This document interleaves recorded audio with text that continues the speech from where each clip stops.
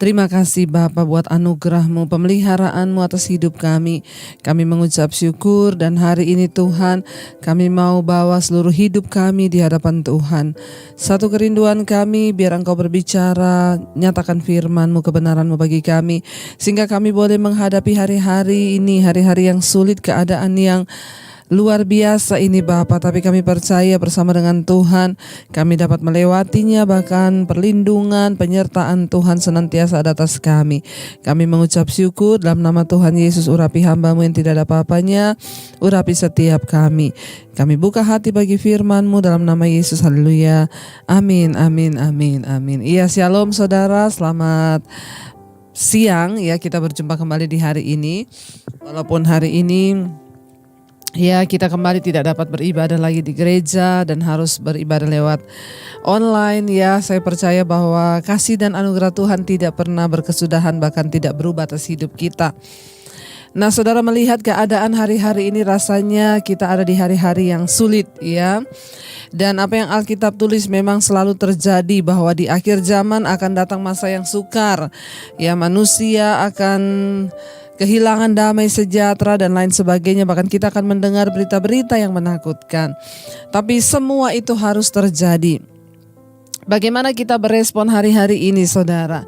Apa yang harus kita lakukan? Ya, dan banyak orang bertanya, Bu, kita harus bagaimana?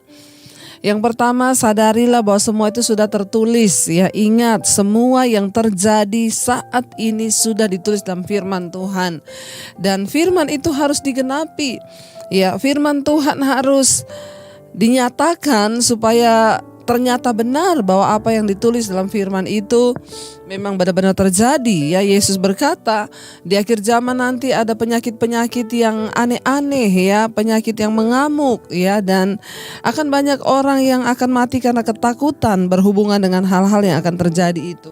Namun kita harus percaya bahwa kita punya Tuhan yang besar, Tuhan yang hebat, Tuhan yang dahsyat, Tuhan yang luar biasa. Lalu bagaimana kita berespon, saudara ya? Benar-benar hari-hari ini saya melihat di berita, saudara ya, bahkan obat pun sekarang menjadi bisnis. Kenapa? Ya, semua obat-obat yang berkaitan dengan COVID naik harganya menjadi tinggi. Bahkan sebagian tidak ada di pasaran. Kenapa? Karena dibeli oleh orang-orang yang punya kepentingan ya, untuk dijual kembali. Bahkan di tengah pandemi, di tengah masa sulit pun masih ada begitu banyak orang yang terus mencari keuntungan demi uang, uang dan uang. Ya, hari-hari ini semua berburu susu ya, yang katanya bisa membuat kita lebih sehat, bisa menangkal COVID, saudara.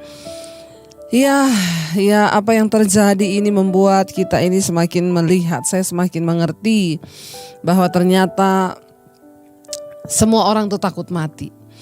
Ya, bahwa ternyata semua orang itu ya berusaha untuk terus mempertahankan hidup. Dan semua ketakutan yang terjadi ini kan memang benar.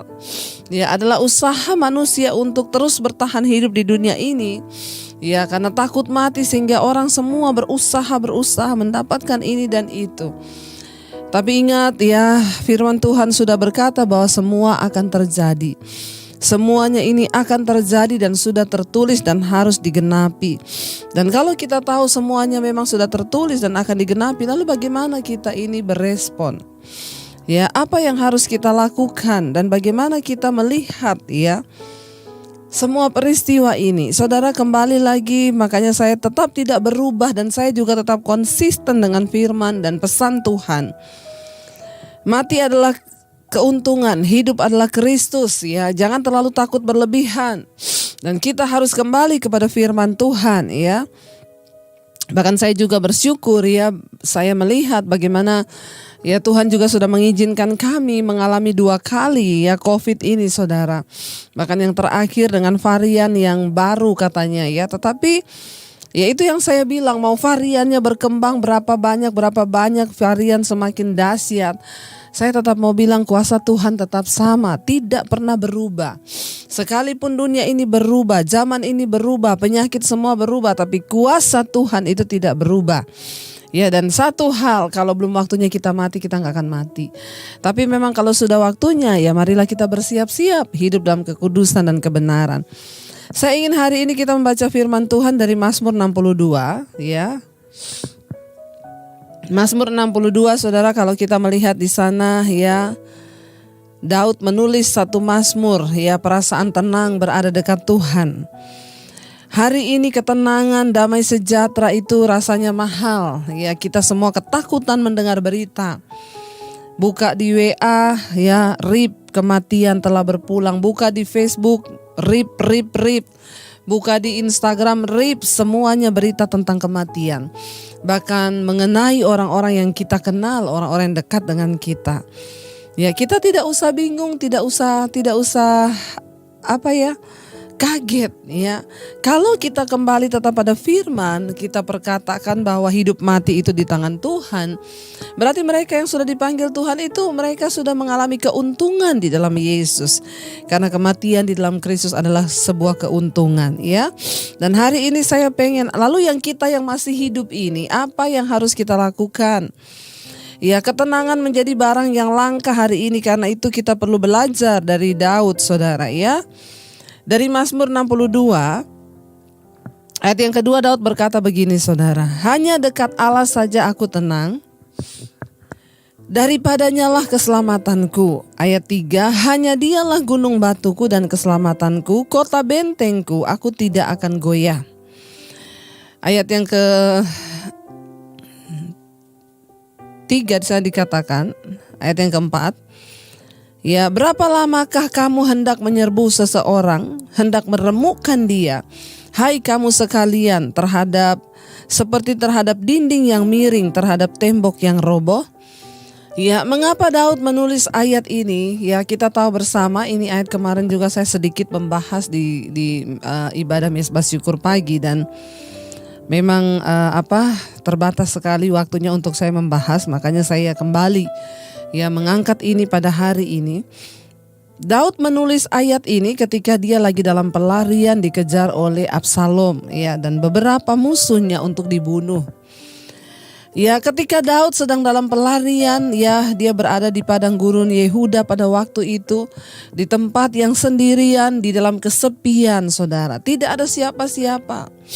Daud mengalami ketakutan, kesepian, dan ya, coba kita membayangkan seolah-olah kalau kita menjadi Daud, mau dikejar untuk dibunuh. Dia lari, ya. Itu adalah sebuah perasaan yang sangat tidak mengenakan, yang sangat tidak nyaman, saudara. Dan memang manusia itu akan mulai merasa sangat tertekan ketika persoalan itu menyangkut dengan keselamatan jiwa, ya, antara kematian, mati atau hidup di depan mata. Ya, Daud mengalami tekanan ini. Ini kurang lebih sama dengan apa yang dialami oleh kebanyakan orang hari-hari ini dengan virus ini. Ya, kita bahkan tidak tahu, ya, kapan kematian itu datang menjemput kita. Tetapi Daud merasa kematian sudah di depan mata. Dia dikejar untuk dibunuh, dan yang mengejar dia itu para prajurit, saudara. Lalu di dalam rasa tertekannya dia, di dalam ketakutannya dia, bagaimana jiwanya terancam di depan, ya, dia meneguhkan hatinya dan dia meneguhkan dirinya dan dia mengangkat imannya. Dia berkata, hanya dekat Allah saja aku tenang, daripadanya lah keselamatanku. Di tengah ketidaktenangan, di tengah ketakutan, di tengah ketidaknyamanan, dia berusaha memperkatakan firman Tuhan. Dia berusaha menguatkan dirinya dengan berkata, hanya dekat Allah saja aku tenang. Apa yang membuat kita tenang hari-hari ini? Ya, kalau sebagian orang mungkin yang ada di Jakarta merasa tenang kalau di rumahnya ada susu beruang, kalau di rumahnya ada obat Avigan antivirus, kalau di rumahnya itu sudah semua obat dia timbun di situ, mungkin mereka akan merasa tenang. Tetapi hari ini bahkan banyak yang sudah menyediakan tabung oksigen. Ini terjadi, saudara. Beberapa hari ini saya melihat begitu banyak orang meninggal di Jakarta. Kenapa? Karena cari tabung oksigen tidak ada. Begitu sulit untuk mendapatkan. Saudara tahu kenapa? Karena banyak orang sehat yang sudah stok tabung oksigen di rumah. Untuk apa? Untuk jaga-jaga. Belum sakit loh, belum sesak loh, udah stok obat antivirus. Itu obat tabung kan bisa dipakai untuk orang yang sedang kritis di rumah sakit. Ya, itu semua kan bisa digunakan, bisa dipakai untuk orang-orang yang sedang kritis. Kalau yang sehat juga sudah memborong tabung oksigen, yang sehat sudah memborong obat antivirus, terus yang sakit ya makanya banyak. Akhirnya ya inilah saudara, di tengah kesulitan masih banyak orang yang ya tidak punya iman, sehingga mereka merasa mereka tenang kalau di rumah itu sudah ada obat antivirus segudang, sudah ada tabung oksigen berapa banyak. Sorry, engkau melupakan Tuhan yang pegang kendali atas hidupmu. Walaupun engkau sediakan tabung oksigen berapa ratus biji di rumahmu, kalau memang Tuhan udah mau ambil nyawamu, gak ada guna, pasti mati. Tapi kalau belum waktunya mati, ya tidak akan mati. Tapi mari kita menyadari saudara, Daud di tengah ketakutan, di tengah ketidaktenangan, di mana dia mau dibunuh, sebentar lagi mungkin dia pikir kematian akan mendatanginya. Karena udah gak ada pengharapan buat Daud, berharap pada manusia atau perlindungan yang lain. Gak ada. Tetapi dia tetap percaya, bahkan ketika tidak ada pengharapan pun dia bilang, hanya dekat Allah saja aku tenang. Apa yang membuat kita tenang hari-hari ini? Ya saya yakin dan percaya hanya dekat dengan Tuhan saja. Kenapa saudara? Karena daripadanya lah keselamatanku. Ketika kita berbicara tentang keselamatan, ya, keselamatan ini bukan hanya tentang keselamatan ketika kita ada di dunia ini, tapi dengan Tuhan keselamatan kita terjamin sampai pada kekekalan ketika kita mati satu saat nanti. Di sana tersedia keselamatan yang kekal yang sudah Tuhan janjikan. Ya, karena itu orang yang sungguh-sungguh beriman percaya dia tidak takut berlebihan. Bagiku hidup Kristus, mati itu untung, tidak ada lagi alasan lain. Ya, kita hidup di dalam ketenangan hari-hari ini. Kenapa? Karena Tuhan ada bersama dengan kita. Karena kita dekat dengan Tuhan, bagian kita mendekatkan diri dengan Allah. Dan saya yakin dan percaya orang yang mendekatkan diri dengan Tuhan, dia pasti sudah meninggalkan dosa-dosanya. Dia bertobat dari segala hal yang jahat. Dia bertobat dari segala hal yang tidak benar. Ya, orang yang dekat dengan Tuhan dia pasti hidup dalam kekudusan, sehingga kapanpun dipanggil Tuhan, aku siap Tuhan. Kenapa? Karena kita hidup dalam kebenaran dan kekudusan. Sebab barang siapa yang bergaul karib dengan Allah, maka Tuhan memberikan, mengimpartasinya kekudusannya juga dalam hidup kita. Apa yang membuat kita tenang hari-hari ini? Melihat keadaan yang seperti ini, mari kita mau berkata, hanya dekat Tuhan saja kami tenang. Tidak ada yang lain. Ya, hanya Dialah gunung batuku dan keselamatanku, kota bentengku, aku tidak akan goyah. Ya, mari kita mau berkata hari-hari ini, kami tidak goyah Tuhan. Mau keadaan seperti apapun, tidak akan kami goyah. Tidak akan kami takut. Karena kami berbeda dengan dunia ini. Kami adalah orang-orang yang sudah ditebus dan dimenangkan di dalam Kristus. Ya, Daud bertanya, ya bahkan dia bilang, berapa lamakah kamu hendak menyerbu seseorang, hendak meremukkan dia? Hai kamu sekalian, terhadap dinding yang miring, seperti terhadap dinding yang miring, terhadap tembok yang hendak roboh. Daud sedang menggambarkan keadaannya. Ya, dia seperti tembok yang miring dan seperti tembok yang roboh. Artinya apa? Sudah tidak ada lagi apa-apa yang bisa buat dia bertahan alasan selain Tuhan. Daud bertanya, berapa lama lagi kamu hendak menyerbu seseorang? Kita juga hari-hari ini sedang bertanya, berapa lama lagi keadaan seperti ini, ketidaknyamanan. Kita harus terpaksa diam di rumah. Berapa lama lagi pandemi ini akan terjadi? Berapa lama lagi kami harus ada dalam keadaan ini? Seolah-olah kematian terus mengejar. Ya, dengar baik saudara. Tapi Daud tetap meneguhkan hati. Dia berkata pada ayat-ayat yang selanjutnya, hanya dekat Allah saja aku tenang. Hanya pada Tuhan saja aku tenang. Jadi dengan kata lain Daud mau bilang, mau dimanapun, entah dia di padang gurun, entah dia dalam pelarian, entah keadaannya ketakutan sekalipun, dia berkata, hanya dekat Tuhan saja aku tenang. Karena itu hari-hari ini mari dekatkan dirimu pada Tuhan saudara. Ya, jangan cari yang lain. Bukan karena kita punya obat antivirus yang banyak di rumah sehingga kita tenang. Bukan karena kita punya tabung oksigen yang banyak di rumah jadi kita tenang. Enggak. Mari kita taruh iman dan pengharapan kita hanya kepada Kristus. Itu yang pertama, dekatkan diri dengan Tuhan. Ya, taruh iman kita hanya kepada Tuhan hari-hari ini. Percaya sungguh kepada Tuhan. Yang kedua, apa yang harus kita lakukan hari-hari ini, saudara? Ya, bagaimana saudara kita bisa menang menghadapi segala situasi yang sulit hari-hari ini? Amsal 15 ayat yang ke-13 berkata, hati yang gembira itu membuat muka berseri, tetapi kepedihan hati itu mematahkan semangat. Di ayat yang lain saudara dikatakan bahwa hati yang gembira itu adalah obat yang manjur, ya.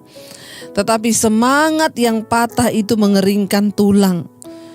Ya, kita melihat di sini saudara firman Tuhan berkata bahwa hati yang gembira ya itu adalah obat.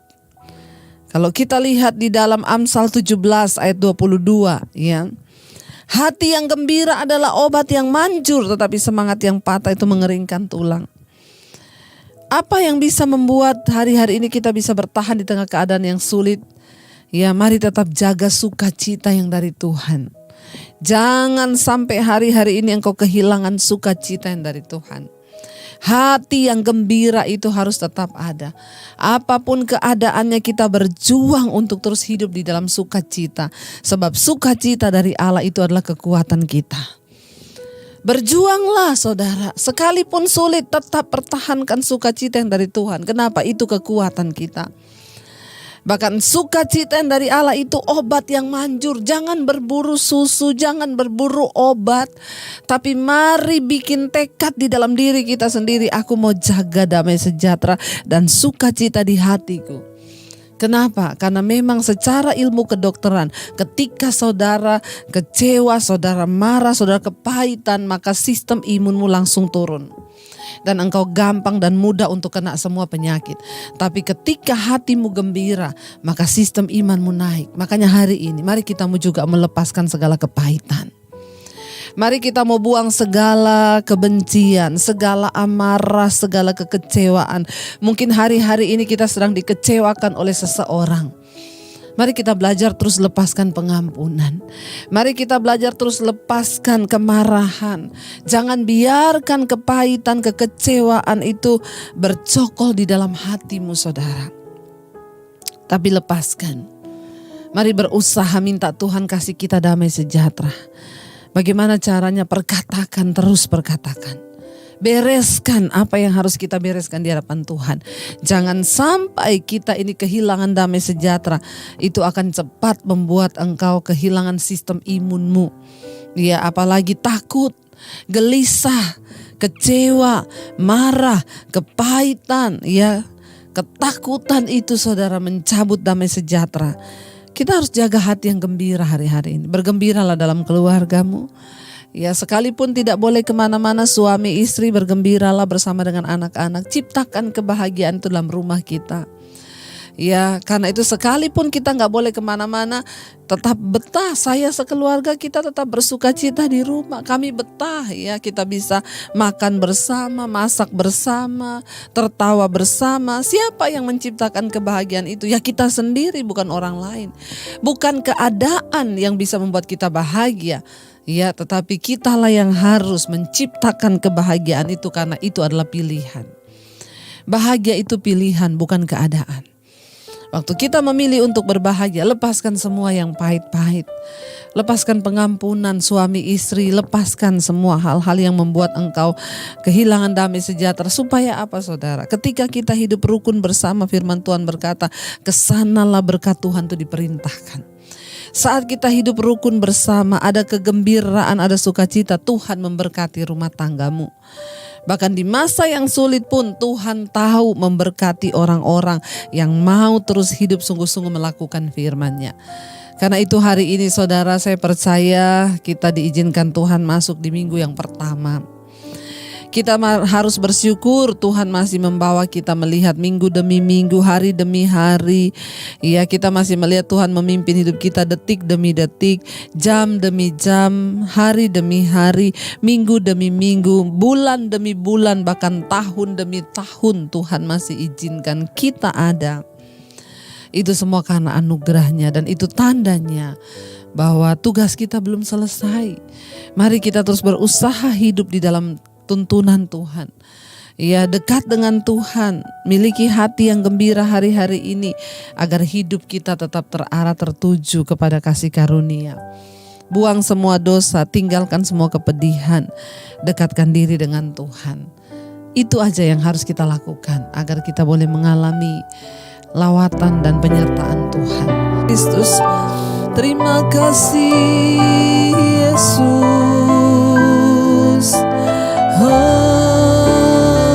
Segala perkara dapat ku tanggung di dalam Dia yang memberi kekuatan. Amin. Tuhan Yesus penolong dan sahabat, tetap percaya, Tuhan setia. Lebih lagi saudara, mari angkat imanmu. La perkara dapat ku tanggung di dalam Dia, di dalam Dia yang memberi kekuatan. Tuhan Yesus penolong dan sahabat, tetap percaya. Tuhan, sekali lagi katakan dengan iman, segala perkara dapat ku tanggung di dalam Dia yang memberi kita kekuatan, memberi kekuatan. Tuhan Yesus penolong dan sahabat, tetap percaya, Tuhan setia. Kami percaya apapun keadaan di sekeliling kami, Engkau tetap sama dan tidak berubah. Engkau Tuhan yang setia, Engkau Tuhan yang dahsyat. Terima kasih buat persekutuan dengan tubuh dan darah-Mu hari ini yang kami terima, memberikan kemenangan di dalam hidup kami Bapa. Hari ini yang lemah Engkau kuatkan, yang sakit Engkau beri kesembuhan, yang susah Engkau beri penghiburan. Kami percaya Tuhan, semua yang terbaik itu datang dari Tuhan. Ajar kami mengerti bahwa hari-hari ini kami sedang melihat firman Tuhan digenapi.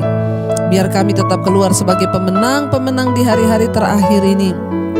Kami mau jaga tetap tenang di dalam Tuhan, bergembira di dalam Engkau, karena firman-Mu yang menjamin itu Tuhan.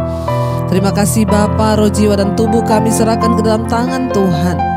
Hidup kami adalah milik-Mu Tuhan. Berkati setiap mereka yang mengikuti mesbah siang hari ini, yang mengikuti, berkati mereka mengikuti ibadah online Tuhan. Kami percaya roh, jiwa dan tubuh kami terpelihara, tidak bercacat celah di dalam Engkau. Berkati bangsa dan negara kami Indonesia dalam kendali Tuhan. Kami berdoa tidak ada kematian massal, yang ada pertobatan massal. Diberkatilah pemerintahan Bapak Presiden Jokowi dan seluruh jajaran yang ada. Datanglah kerajaan-Mu, jadilah kehendak-Mu atas bangsa kami seperti di sorga. Terima kasih Tuhan, bahkan kami mengangkat hati dan tangan kami hari ini untuk menerima berkat-Mu. Diberkatilah Engkau dalam kehidupan-Mu, diberkati rumah tangga-Mu, diberkati pekerjaan-Mu, diberkati keluar masuk-Mu, diberkati keuangan-Mu, dan Engkau akan menjadi berkat bagi banyak orang. Diberkatilah kehidupan-Mu mulai dari hari ini, bahkan sampai kali yang kedua Tuhan Yesus datang menjemput kita semua. Nama-Mu tercatat di dalam kitab kehidupan. Dalam nama Tuhan Yesus yang percaya diberkati, katakan bersama, amin, amin. Tuhan Yesus memberkati, shalom.